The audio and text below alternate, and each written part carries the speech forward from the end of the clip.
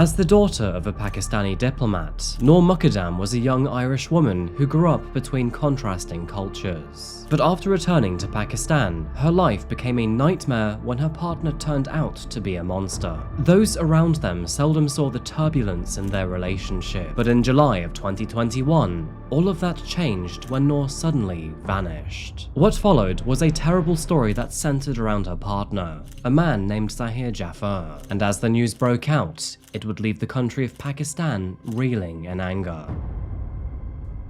Welcome back to Coffeehouse Crime, folks. My name is Adrian, and today we're looking at the case of Noor Mukadam, a story which enraged the nation of Pakistan. If you like your true crime informative and your coffee strong, then please consider subscribing, because I post 2 videos a week here. And now, with that said, please grab yourself a coffee, pull up a seat, and get ready for the deep dive. This is the case of Noor Mukadam.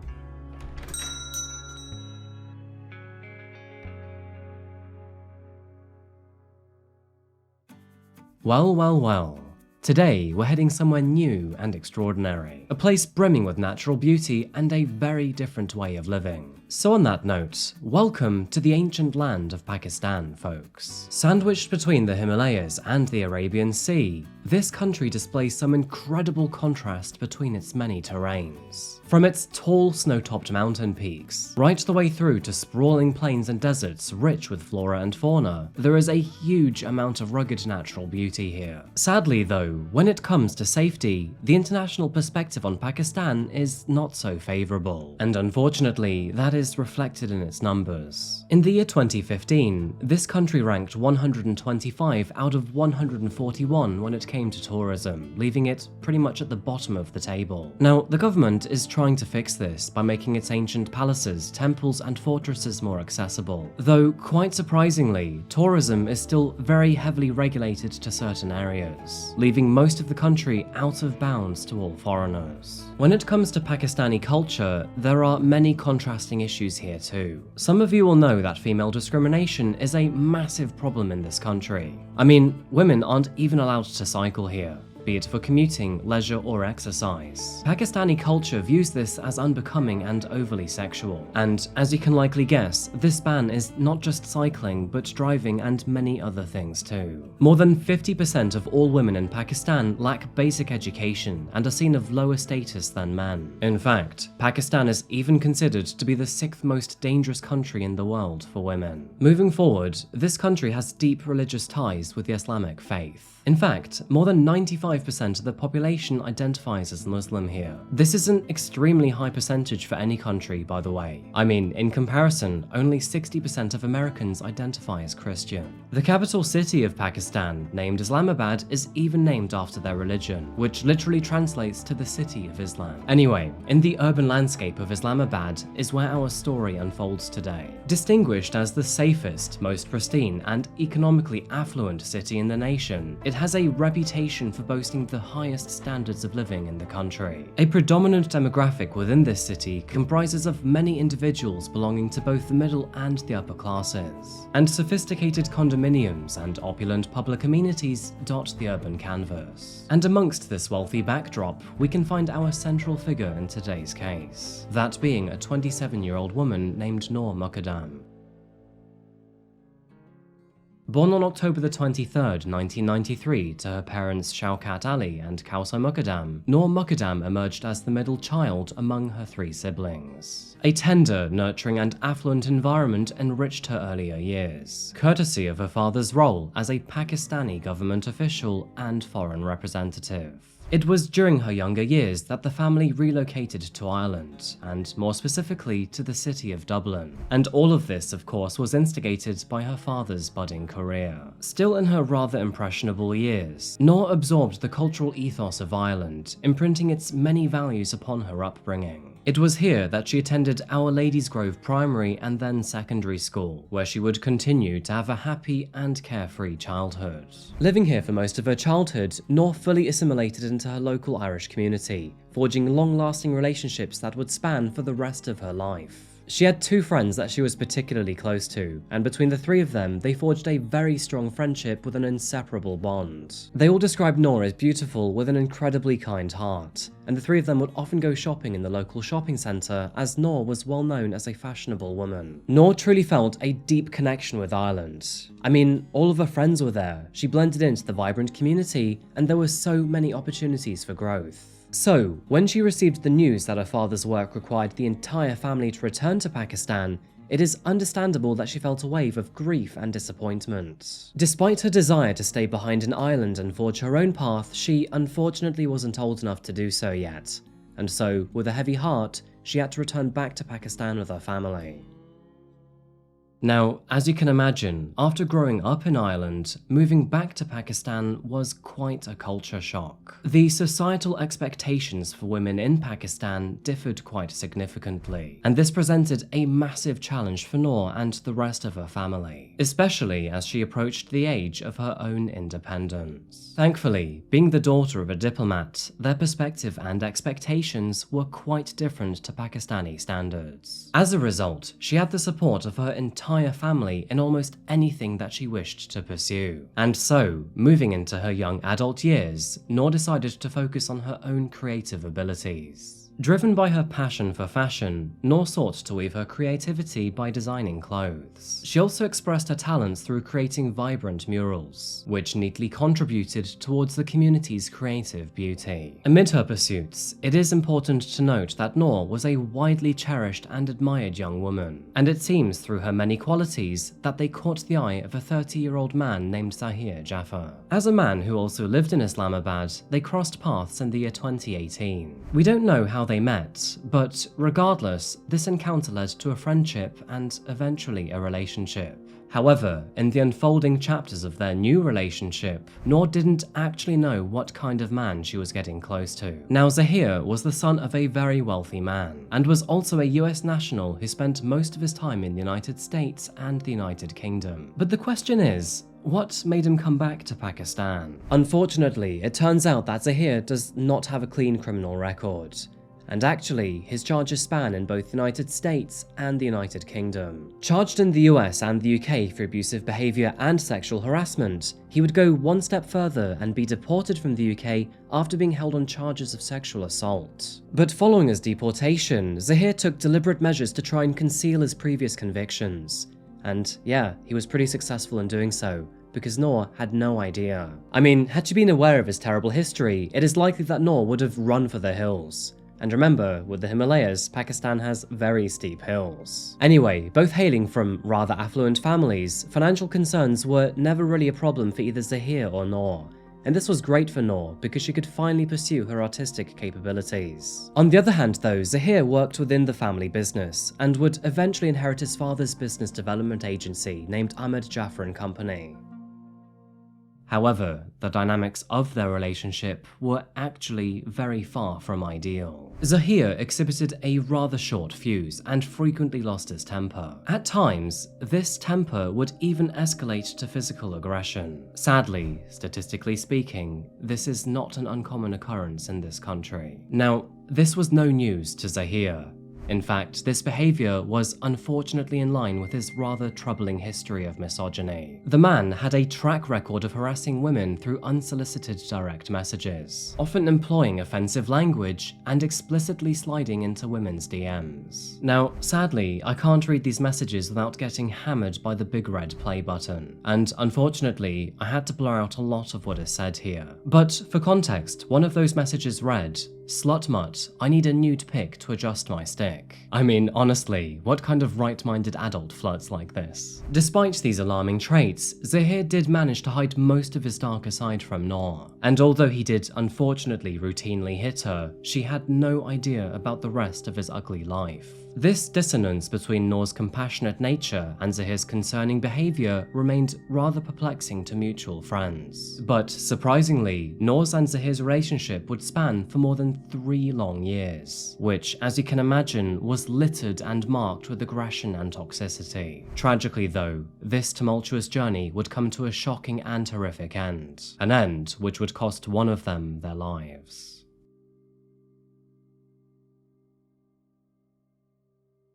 In the early hours of July the 20th, 2021, an unusual silence enveloped the Mukadam household. Noor had been missing for 2 days now, and although it wasn't uncommon for her to spend a night away, the extended absence had heightened concern within the family. Departing from the family home 2 days prior at 9 p.m. on the evening of July the 18th, Noor was assumed to be going to her boyfriend's residence and was expected to return the following day. Despite this, she never actually returned home. 2 whole days had passed. As the clock ticked past 1 a.m., anxiety began to set in. Noor's father attempted to reach her by sending multiple text messages, but sadly, none were met with a response. And in addition to this, all calls made from her sister would go unanswered. It was only 4 hours later, in the early morning hours at around 5 a.m., that Noor's mother received a rather concerning voice message from her daughter. Noor was there, but she seemed distinctly marked by a sense of panic. The details of this message do remain undisclosed, but it is known that, shortly after this message, the family received a call from Zahir.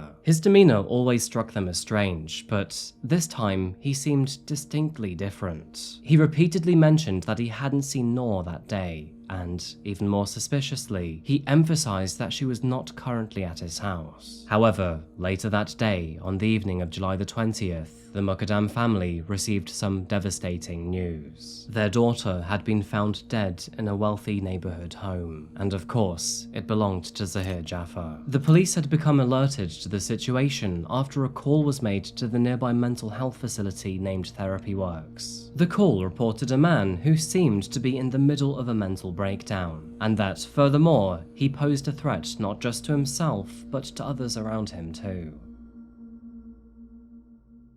Responding to the call, police encountered a very harrowing scene at the residence. After arriving, Zahir tried to attack them with a knife, therefore leading to his restraint and eventually his arrest. And after stepping inside of the property, the authorities realized that this incident was far worse than they anticipated. The master bedroom bore witness to a very gruesome crime, with bloodstains on the walls, dresser and floor. Noor Mukadam's lifeless body had multiple stab wounds, and tragically, she had been decapitated. A large kitchen knife, which was identified as the murder weapon, was recovered from the crime scene, therefore leading to Zahir's arrest for the murder of his girlfriend. In the aftermath, the authorities faced the daunting task of reconstructing the crime scene and all the events that took place in the 2 days prior. But as for Zahir, he remained uncooperative and silent. However, through surveillance footage, eyewitness accounts, and telephone records, a timeline of the tragic events could be made. As we know, Noor left her family home at around 9 p.m. on July the 18th. She then travelled to Zahir's place after he requested her to meet him. Unknown to her at the time, but Zahir had actually booked them a flight to New York, which was due to fly out later that night. His plan was to propose to her that evening, with the intention of treating her if she said yes. There was one problem though. Noor eventually rejected his proposal. Despite being with him for 3 years already, she had no intention of marrying him. Put bluntly, he was quite a terrible partner. Unfortunately though, as you can probably guess, Zahir did not take the rejection well. He was undeservedly a very proud man, and to reject a proposal in Pakistan is seen as a highly disrespectful action. I'm sorry it hurt your pride, buddy. I think she was too good for you. Amid his anger, Zahir called to cancel his tickets to New York. But frustratingly, the operator told him that if he was to cancel, he would not receive a refund. At around 11 p.m, a taxi that Zahir had pre-booked arrived at his house. By now though, his evening had crumbled, and so, as a result, he told the driver to wait outside. Half an hour had passed before finally Zahir emerged from the home. But he was not alone. In his shadow, he was angrily dragging Noor behind him, into which he ordered her to get inside the taxi. During the journey, the taxi driver observed a rather unsettling dynamic between Zahir and Noor. Noor remained in complete silence, while Zahir dominated the conversation between them, speaking and shouting at her rather than engaging in any sort of two-way dialogue. However, on the way towards the airport, Zahir then abruptly instructed the driver to return home. When the driver asked him about the sudden change in plans, Zahir claimed that they would no longer make their flight on time. And so, the duo returned home together, arriving back at the property at around 2:20 a.m. It seems that Zahir was adamant about having Noor accept his proposal. He refused to let her leave the property, even to the extent of physically forcing her back inside, and sadly, locked behind doors and forced to face verbal and physical abuse. The following day unfolded into a series of very disturbing events. Ironically, Zahir's own surveillance cameras became instrumental in this case in documenting the extent to which he was willing to regain control. Surveillance footage reveals Noor arriving at Zahir's residence at 10:19 p.m. on July the 18th. The next sighting of her occurs in the early hours of the 19th, when she is seen attempting to leave the property. Unfortunately though, she was then physically restrained and dragged back inside by Zahir in a rather aggressive manner. More than 24 hours later, and just after 7 p.m. on the next day, a distressing incident unfolds. Noor, who was grappling with desperation, jumps from a second-floor balcony in a desperate attempt to escape. One thing to highlight here is that this surveillance footage actually captures the presence of two other men in the background, but sadly, both of them seemed rather indifferent to the events happening right next to them. In another clip, another man can be seen beside Zahir as he releases Noor from a guard hut. Tragically, he had locked her inside where she was then unable to escape, and regrettably, this security guard did nothing in that time to help her. The aggressive nature of these interactions show how angry Zahir was at Noor and how little he respected her. Quite simply, he was furious that she rejected his proposal, and tragically, he wasn't taking no for an answer. Sadly, these are the last images taken of Noor alive, because police believe that, after being dragged inside, Zahir snapped. If Zahir couldn't have Noor, well, then nobody could.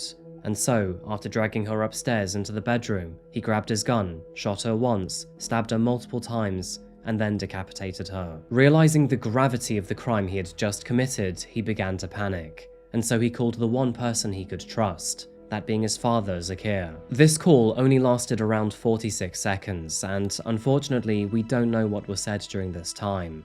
But what we do know is that afterwards he called his father's friend for help. In this call he said, "I am in a terrible fix, please help me. Come to my house immediately, robbers have come into my house. I am alone, please come quickly." This call lingered for a little over 5 minutes, but Zahir's words were a chaotic jumble, lacking any form of coherence. Concerned for his well-being, the friend promptly alerted his father, Zahir, into which he said, "What is going on with your son? Something does not seem right. He has never called me before. I don't even have his number saved on my phone. I feel he has gotten himself in a sticky situation." After the alarming call, his father contacted Therapy Works to arrange a home visit for his son. While doing this, he also frantically reached out to his friends, offering various excuses to try and lure them to his residence. Upon the arrival of the Therapy Works team and then the authorities, the gruesome discovery of Noor Mukadam's headless body unfolded. No surprise, Zahir Jaffer was arrested just moments later. 4 days later, Zahir's parents and 2 other male staff members from the household were all arrested under suspicion of being complicit in the crime, all of which was substantiated by compelling surveillance footage left at the property. Moving into the legal proceedings of this case, there is little to no doubt that Zahir is guilty in Noor's murder. This was supported by a wealth of evidence, including phone calls, surveillance footage, the crime scene, and eyewitness accounts. Now, Zahir's parents were ultimately released. However, the same thing would not happen for the 2 guards who were present during Noor's murder. Eventually, both men were sentenced to 10 years behind bars for their complicity. It is clear to see that they failed to alert the police when they knew that Zahir was being violent towards Noor. Legal proceedings commenced swiftly after this, and this was possibly fueled by the widespread attention that her case received on social media. The hashtag Justice for Noor trended in Pakistan, therefore making way for a larger conversation about violence against women to take place.